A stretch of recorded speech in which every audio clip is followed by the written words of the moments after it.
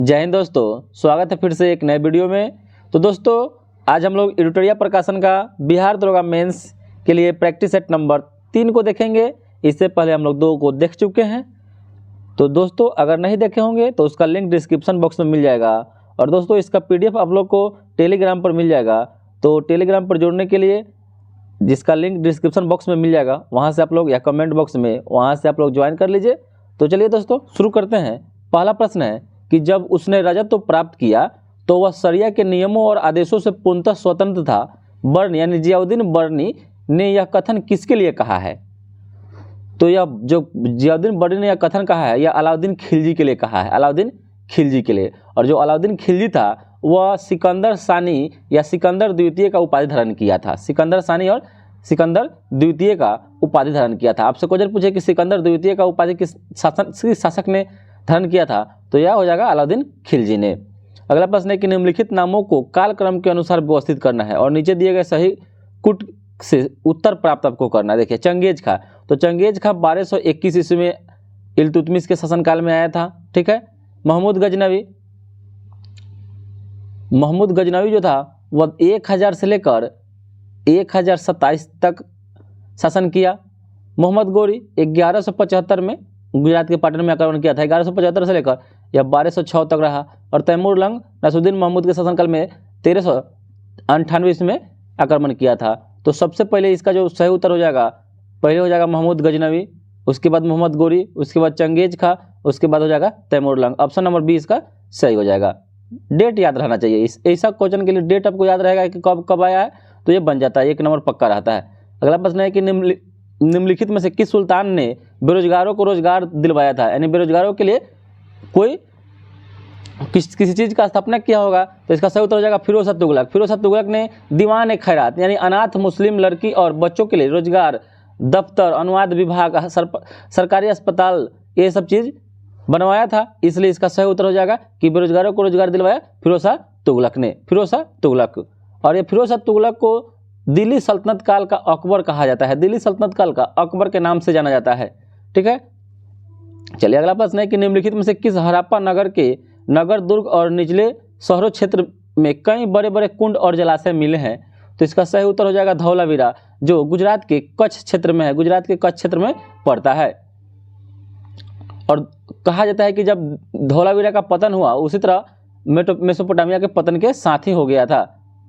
अगला प्रश्न है कि दिल्ली सल्तनत में दीवान ए अर्ज विभाग की स्थापना किसने की थी?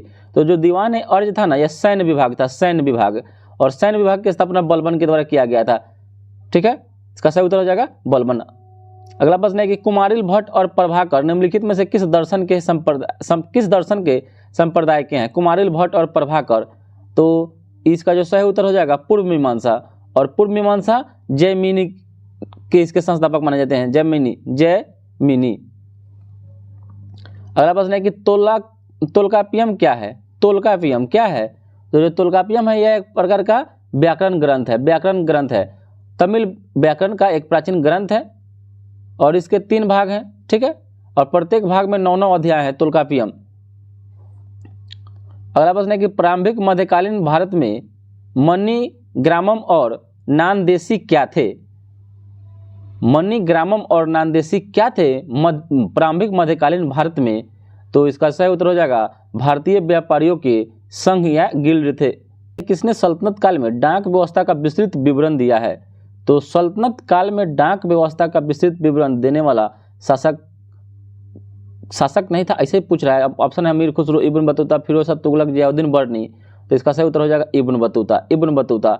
सल्तनत काल में डाक व्यवस्था का विस्तृत विवरण हमें इब्न बतूता के यात्रा वृत्तांत रेहिला से प्राप्त होता है, रेहिला से प्राप्त होता है। आपसे क्वेश्चन पूछे कि रेहिला जो यात्रा वृत्तांत है किसका है? तो इब्न बतूता का है। अगला प्रश्न है कि असहयोग आंदोलन के दौरान विदेशी वस्त्रों के लिए जलाए जाने पर किसने महात्मा गांधी को लिखा कि यह निष्ठुर बर्बादी है? तो इसका सही उत्तर हो जाएगा रविन्द्रनाथ टैगोर, रविन्द्रनाथ टैगोर। अगला प्रश्न है कि निम्नलिखित में से कौन सा हैदराबाद के स्वतंत्र राज्य का संस्थापक था? तो हैदराबाद के स्वतंत्र राज्य का संस्थापक कौन था? तो हो जाएंगे चिनकिलीज खां, चिनकिलीज खां। अगला प्रश्न है कि सबसे अधिक निर्णायक युद्ध जिसने अंग्रेजों के भारत में प्रभुत्व को स्थापित कर दिया तो हो जाएगा बक्सर का युद्ध। बक्सर का युद्ध 22 अक्टूबर 1764 ईस्वी को हुआ था, जिसमें अंग्रेज और भारत की तरफ से मीर कासिम, अवध के नवाब शुजा-उद-दौला और दिल्ली के मुगल सम्राट शाह आलम द्वितीय शामिल था। और आपसे पूछे कि अंग्रेजों की तरफ से सेना कौन था, तो हेक्टर मुनरो था। हेक्टर मुनरो बहुत ही इंपॉर्टेंट क्वेश्चन है इसमें से भारत की तरफ से मीर कासिम था, अवध का नवाब शुजा-उद-दौला था और दिल्ली के मुगल सम्राट शाह आलम द्वितीय था। ठीक है। प्लासी का युद्ध 1757 में, पानीपत का प्रथम युद्ध 1526 में, वांडीवास का 1760 में युद्ध हुआ था। ये भी बात याद रखिएगा। अगला प्रश्न है कि हम्पी के भग्नावशेष को निम्नलिखित में से ईस्ट इंडिया कंपनी के किस ब्रिटिश अधिकारी द्वारा प्रकाश में लाया गया? तो हो जाएंगे कर्नल कॉलिन मैकेंजी के द्वारा, कर्नल कॉलिन मैकेंजी के द्वारा। और हम्पी कहाँ है, तो यह हो जाएगा कर्नाटक में। हम्पी कहाँ है, कर्नाटक में है, और यह विजयनगर साम्राज्य की राजधानी हुआ करती थी। अगला प्रश्न है कि निम्नलिखित में कौन एक सही सुमेलित नहीं है? तो Mahatma Gandhi, Mook Nayak, Bal Gangadhar Tilak, Young India, Annie Besant, Commonwealth और बी.आर. अम्बेडकर केसरी। इसमें से आपसे पूछ रहे कौन एक सही सुमेलित नहीं है, तो हो जाएगा एनी बेसेंट, कॉमनवेल्थ। ये सही है, कॉमनवेल्थ पत्रिका एनी बेसेंट के द्वारा लिखा गया है, बाद बाकी सभी गलत दिया हुआ है।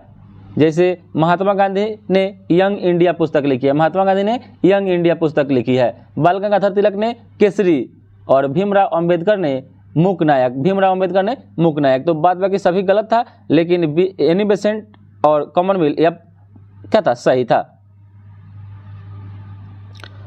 अगला प्रश्न है कि पिछड़े वर्गों का उत्थान किसका मुख्य कार्यक्रम था? पिछड़े वर्गों का उत्थान किसका मुख्य कार्यक्रम था? तो इसमें से प्रार्थना समाज है, सत्यशोधक समाज है, आर्य समाज है, रामकृष्ण मिशन है। तो इसमें हो जाएगा सत्यशोधक समाज। या पिछड़े वर्गों के उत्थान के लिए 1873 ईस्वी में ज्योतिबा फूले के द्वारा इसका स्थापना किया गया था। अगला प्रश्न है कि निम्नलिखित किस पहाड़ी या पूर्वी घाट पश्चिमी घाट में मिलता है? यानी पूर्वी घाट और पश्चिमी घाट का जो मिलन स्थल, आपसे क्वेश्चन का यही पूछने का मतलब है, तो हो जाएगा नीलगिरी की पहाड़ी। पश्चिमी घाट और पूर्वी घाट का मिलन स्थल नीलगिरी की पहाड़ी पर होता है। ठीक है। और नीलगिरी पहाड़ी को ब्लू माउंटेन के नाम से भी जाना जाता है, और इसकी सर्वाधिक ऊंची चोटी जो है ना, दोदा बेटा है, जो 2637 मीटर की ऊंचाई पर स्थित है, दोदा बेटा। अगला प्रश्न है कि निम्नलिखित में से कौन सुमेलित नहीं है? असम शिलोंग है, मेघालय कोहिमा है, मिजोरम आइजोल है और नागालैंड गुवाहाटी है। इसमें सबसे पूछ रहा है कौन सुमेलित है, सॉरी इसमें पूछ रहा है कौन सुमेलित है, तो हो जाएगा मिजोरम। मिजोरम की राजधानी हो जाएगा आइजोल। यहाँ क्या है, राजधानी दिया है। और असम का कहाँ है, दिसपुर है, याद रखिएगा असम का दिसपुर। मेघालय का कहाँ है, तो मेघालय का शिलोंग है। और नागालैंड का हो जाएगा कोहिमा। तो ऑप्शन नंबर इसका सी सही दिया हुआ था। बिहार में सर्वाधिक वर्षा वाला जिला कौन सा है? तो पूर्वोत्तर जो बिहार है उसमें ज़्यादा ही वर्षा होती है, तो यहाँ हो जाएगा किशनगंज। बिहार में सर्वाधिक वर्षा किशनगंज में होता है, किशनगंज में। और बिहार में वर्षा ऋतु में मौसम का जो आरंभ होता है, मानसून के आगमन मध्य जून के साथ शुरू होता है। ठीक है। और बिहार में सर्वाधिक वर्षा जो होता है वह दक्षिण पश्चिम मानसून के कारण ही यहाँ होता है, और किशनगंज जिला में सर्वाधिक होता है। अगला प्रश्न है कि चीनी उद्योग से संबंधित निम्न कथनों में से कौन सही है? विश्व में चीनी उत्पादन भारत का हिस्सा 20% से अधिक है, और भारत में चीनी उद्योग दूसरा सबसे बड़ा कृषि आधारित उद्योग है, और भारत चीनी का सबसे बड़ा उपभोक्ता है, और भारत चीनी का सबसे बड़ा उत्पादक है। तो इसका जो सही उत्तर हो जाएगा 2 और 3 हो जाएगा, 2 और 3 हो जाएगा।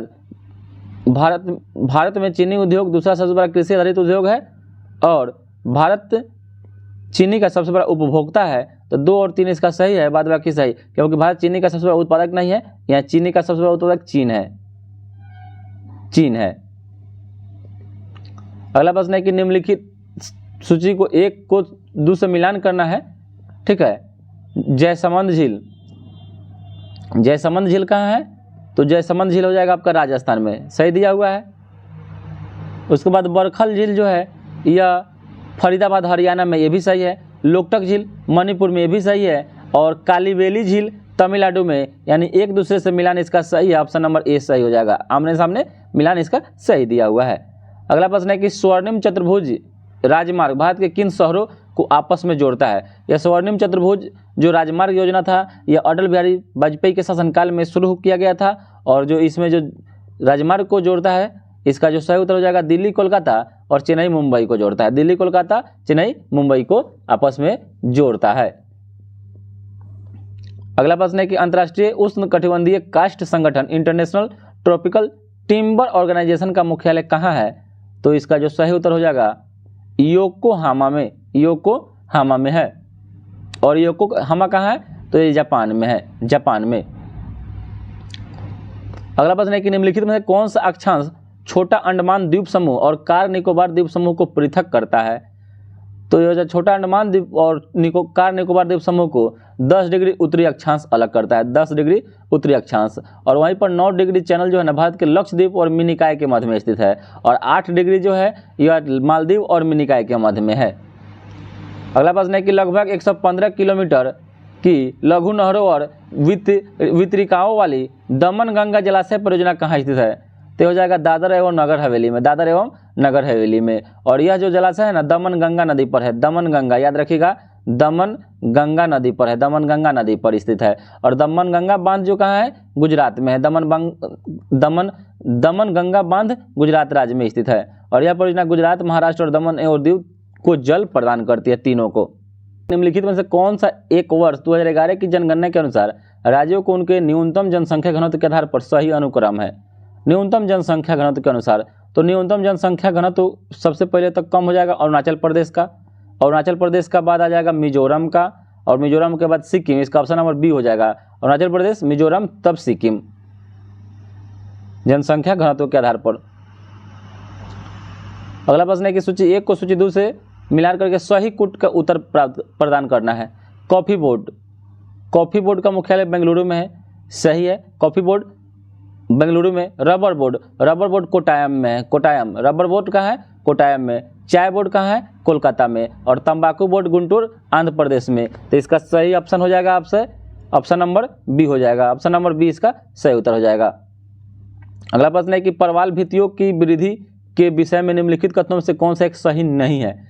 तो इसका जो सही उत्तर हो जाएगा परवाल अलवणीय जल में प्रचुरता से उग सकता है, यही कथन सही नहीं है, ये गलत दिया हुआ है। बाद बाकी इसे 23 से 25 डिग्री के बीच में उष्ण जल की आवश्यकता होती है, इसे छिछले लवणीय जल की आवश्यकता होती है, और इसे प्रकाश संश्लेषण में सहायता के लिए प्रचुर मात्रा में सूर्य के प्रकाश की आवश्यकता होती है। बाद बाकी सभी सही है, ऑप्शन नंबर ए गलत दिया हुआ है। अगला प्रश्न है कि दक्षिण अमेरिका के मध्य अक्षांशीय घास के मैदान को किस नाम से जानते हैं? तो इस हो जाएगा पंपास घास के मैदान से जानते हैं, पंपास। और पंपास अर्जेंटीना के घास के मैदान को पंपास कहेंगे, उरुग्वे को कहेंगे, ब्राजील को कहेंगे। आपसे ऐसे पूछे तो डायरेक्ट देश पूछे तो अर्जेंटीना के घास के मैदान को पंपास कहते हैं, उरुग्वे पूछे तभी पंपास ही होगा, और ब्राजील पूछे तभी पंपास ही होगा। और वही प्रेरी तो हो जाएगा उत्तरी अमेरिका का हो जाता है, उत्तरी अमेरिका का प्रेरी हो जाता है, उत्तरी अमेरिका का प्रेरी। और जो डाउन्स होता है डाउन्स वो ऑस्ट्रेलिया का होता है, डाउन्स ऑस्ट्रेलिया का, वेल्ड साउथ अफ्रीका होता है। अगला प्रश्न है कि बिहार में प्रथम कांग्रेसी सरकार का गठन कब किया गया था? बिहार में प्रथम कांग्रेसी सरकार का गठन कब किया गया था? तो हो जाएगा 20 जुलाई 1937 को, 20 जुलाई 1937 ईस्वी को किया गया था। 20 जुलाई 1937 को श्री कृष्ण सिंह के नेतृत्व में किया गया था। उस समय रामदयालु सिंह और प्रोफेसर अब्दुल बारी बिहार विधानसभा के प्रमुख अध्यक्ष और उपाध्यक्ष थे। और बिहार की यात्रा करने वाला प्रथम ब्रिटिश यात्री कौन था? तो बिहार की यात्रा रॉल्फ फिंच के द्वारा किया गया था, और यह अकबर के शासनकाल में आया था, अकबर के शासनकाल में बिहार आया था। और वहीं पर टॉमस रो जो जहांगीर के दरबार में 1615 में आया था। चलिए अगला प्रश्न है कि पटना में प्रकाशित होने वाला प्रथम अंग्रेजी अखबार कौन सा था? पटना में तो हो जाएगा the Bihar Herald. The Bihar Herald जो था यह पटना में प्रकाशित होने वाला प्रथम अंग्रेजी अखबार था। और 1875 में द बिहार हेराल्ड समाचार पत्र का प्रकाशन प्रारंभ हुआ था। और द बिहार हेराल्ड के संपादक पूछे तो गुरु प्रसाद सेन था, गुरु प्रसाद सेन थे, गुरु प्रसाद सेन। भारतीय संविधान में शामिल प्रावधान एवं स्रोत का कौन सा युग्म सही है? भारतीय संविधान में संशोधन दक्षिण अफ्रीका संविधान के से लिया गया है, और भारत के राष्ट्रपति के द्वारा आपातकालीन शक्ति जर्मनी के संविधान से, दोनों सही है, दोनों सही दिया हुआ है। अगला प्रश्न है कि केंद्रीय सतर्कता आयोग निम्न के द्वारा स्थापित किया गया था। तो केंद्रीय सतर्कता आयोग जो हुआ था ना, यह भारत सरकार के द्वारा स्थापित किया गया था भ्रष्टाचार को रोकने के लिए। इसका जो गठन पूछे आपसे तो 1964 ईस्वी में हो जाएगा, 1964 ईस्वी में। और भ्रष्टाचार को रोकने के लिए बनाई गई एक समिति थी संथानम समिति, जो 1962 से 64 ईस्वी में इसी के सिफारिश पर किया गया था। आपसे इसके मतलब केंद्रीय सतर्कता आयोग इसी के सिफारिश पर हुआ था, संथानम समिति से। आपसे पूछे कि 1964 में केंद्रीय सतर्कता आयोग की स्थापना किस समिति के सिफारिश पर हुआ था, तो संथानम समिति के सिफारिश पर हुआ था। अगला प्रश्न है कि संविधान के बुनियादी ढांचे में संशोधन करने का अधिकार संसद को नहीं है, सर्वोच्च न्यायालय ने किस वाद में यह फैसला दिया था। तो हो जाएगा केशवानंद भारती बनाम। और ये कब हुआ था, तो 1973 ईस्वी। अगला प्रश्न है कि भारत सरकार का संवैधानिक अध्यक्ष कौन होता है। तो भारत सरकार का संवैधानिक अध्यक्ष राष्ट्रपति होते हैं, राष्ट्रपति। और इसका उल्लेख अनुच्छेद 53 के 1 में किया गया है, 53 के 1 में किया गया है। और जो राष्ट्रपति होते हैं भारत का प्रथम नागरिक कहलाते हैं। और जो भारत के राष्ट्रपति जहाँ रहते हैं राष्ट्रपति भवन में, वो जिसे रायसीना हिल्स के नाम से जानते हैं, रायसीना हिल्स के नाम से जानते हैं। और भारत में राष्ट्रपति के अधिकतम कितनी बार भी बन सकते हैं, भारत के राष्ट्रपति अधिकतम कितनी बार भी बन सकते हैं, इसकी कोई सीमा तय नहीं की गई है। और अब तक केवल भारत में 2 बार राष्ट्रपति, एकमात्र व्यक्ति 2 बार राष्ट्रपति बने हैं, राजेंद्र प्रसाद। और वर्तमान में पूछे तो द्रौपदी मुर्मू भारत के 15वें राष्ट्रपति हैं। अगला प्रश्न है कि पंचायती राज संस्थाओं में महिलाओं के लिए आरक्षित स्थानों के संदर्भ में निम्नलिखित में से कौन सा कथन सही है। इसका प्रावधान संविधान के अनुच्छेद 243 के D3 में किया गया है। और वह आरक्षण अनुच्छेद 334 में विनिर्दिष्ट अवधि की समाप्ति पर प्रभावी नहीं रहेगा। तो इसका ऑप्शन नंबर जो हो जाएगा एक सही है, दूसरा गलत है। एक सही हो जाएगा, इसका केवल एक सही हो जाएगा।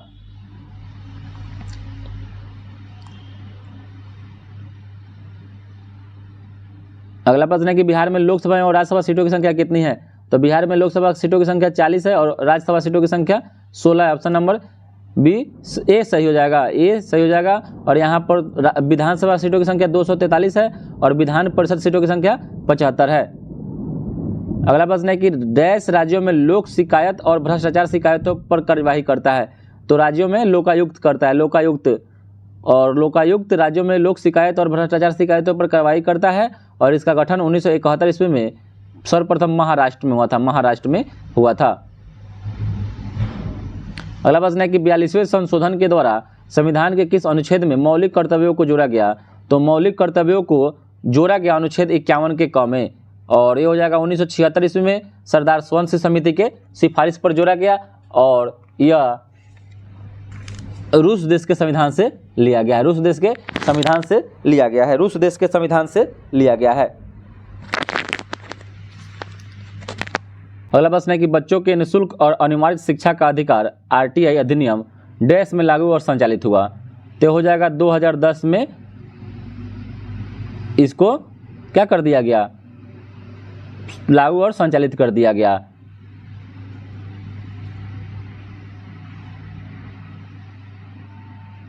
चलिए, और आपसे अनुच्छेद में पूछे तो इसका जो है अनुच्छेद 21 के 1 में। और आपसे पूछे कि RTI अधिनियम कब लागू किया गया, तो 2005 में। कहाँ से, राजस्थान से।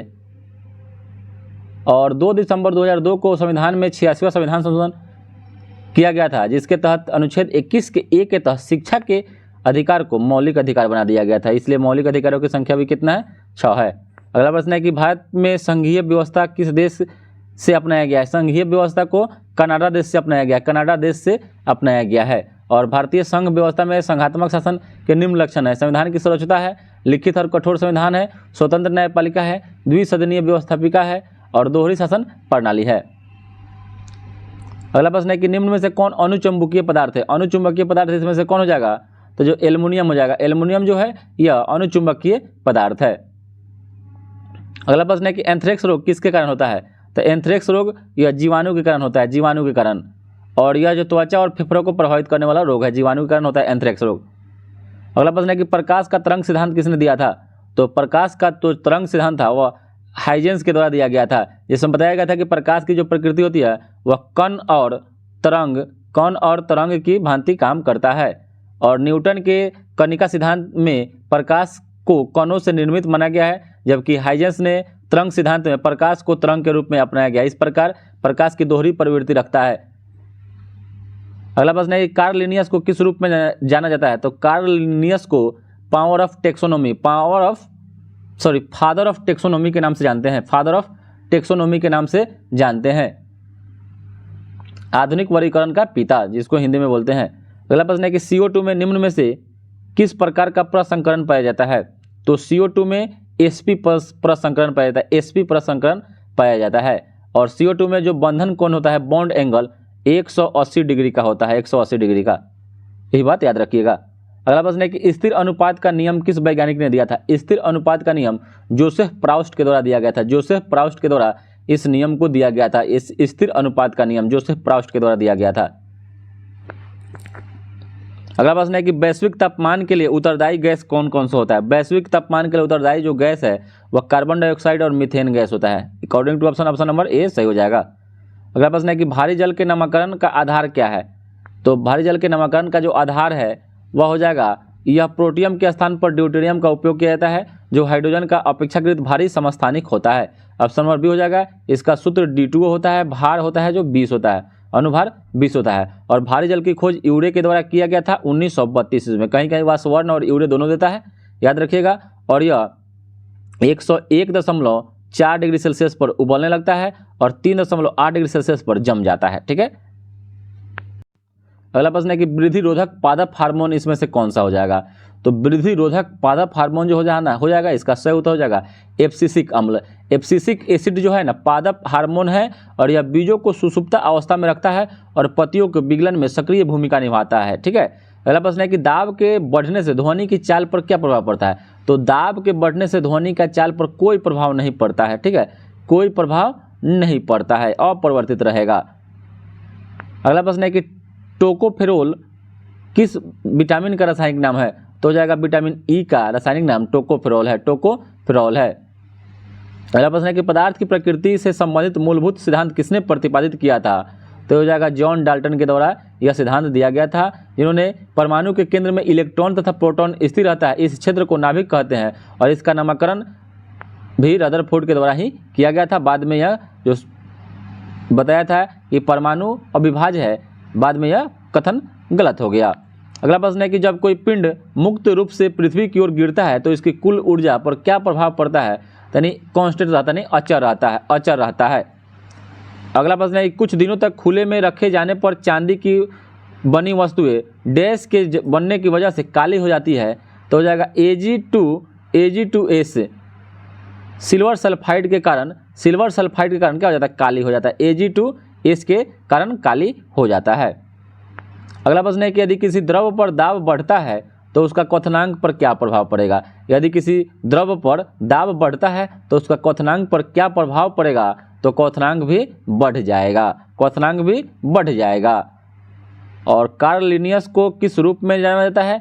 दो बार इसका आ गया क्वेश्चन, तो हो जाएगा फादर ऑफ टेक्सोनॉमी, जिसमें इसने क्या बताया था कि जब जीवों का नामकरण किए थे दो भागों में, तो जिसमें प्रथम अक्षर वंश को बताए थे, दूसरा जाति को बताए थे।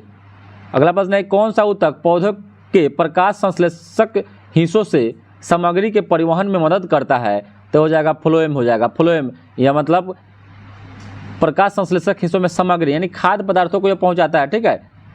अगला प्रश्न है कि निम्नलिखित में से कौन अंतःस्रावी ग्रंथि नहीं है? तो अंतःस्रावी इसमें से ग्रंथि कौन नहीं हो जाएगा? तो हो जाएगा लार ग्रंथि जो है ना, लार ग्रंथि यह अंतःस्रावी ग्रंथि नहीं है, जबकि एड्रिनल थायराइड ये सब क्या है? अंतःस्रावी ग्रंथि है। अगला प्रश्न है कि सोडियम एक प्रतिक्रियात्मक तत्व है जो डैश के साथ खुले में प्रतिक्रिया करने पर यह विस्फोट करता है और आग लग जाती है।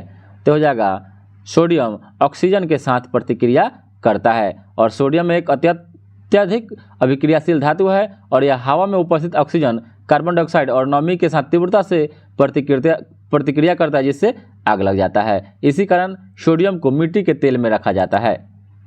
अगला प्रश्न है कि निम्नलिखित में से कौन सा क्षेत्र उष्णकटिबंधीय सदाबहार वन से ढका हुआ है? तो हो जाएगा पश्चिमी घाट हो जाएगा, पश्चिमी घाट। अगला प्रश्न है कि निम्नलिखित में से कौन सा युग्म सही सुमेलित नहीं है? अंतर्राष्ट्रीय सस्य वानिकी अनुसंधान केंद्र, नैरोबी में है,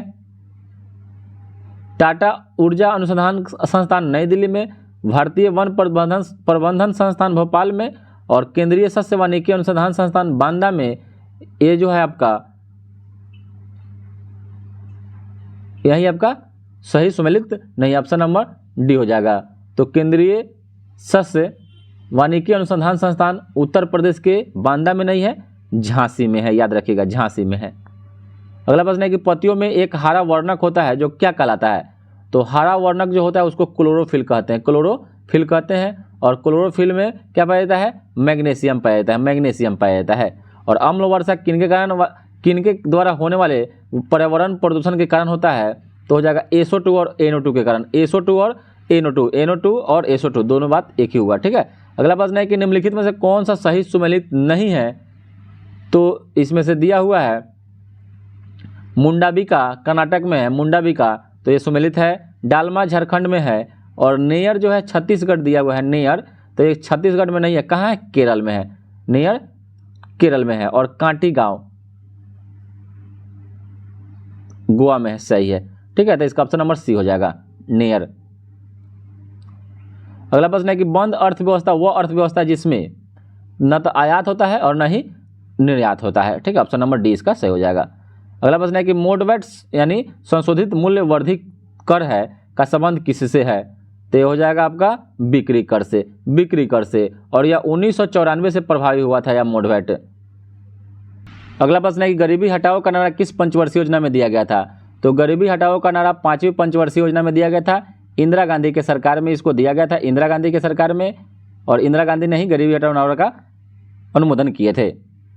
अगला प्रश्न है कि अर्थशास्त्र के बारे में कौन सा वाक्य सच है? अर्थशास्त्र के बारे में, तो अर्थशास्त्र के बारे में इसमें से यह एक मौर्य राजनीतिक अर्थव्यवस्था और शासन पर एक आधारित निबंध पुस्तक है, ठीक है। इसकी तिथि और लेखन बिना किसी विवाद के एक पूर्णतः प्रतिष्ठित सत्य है और दुर्भाग्य से इसकी प्रामाणिकता का साक्षी कोई अन्य माध्यम नहीं है, इसमें से सभी सच है।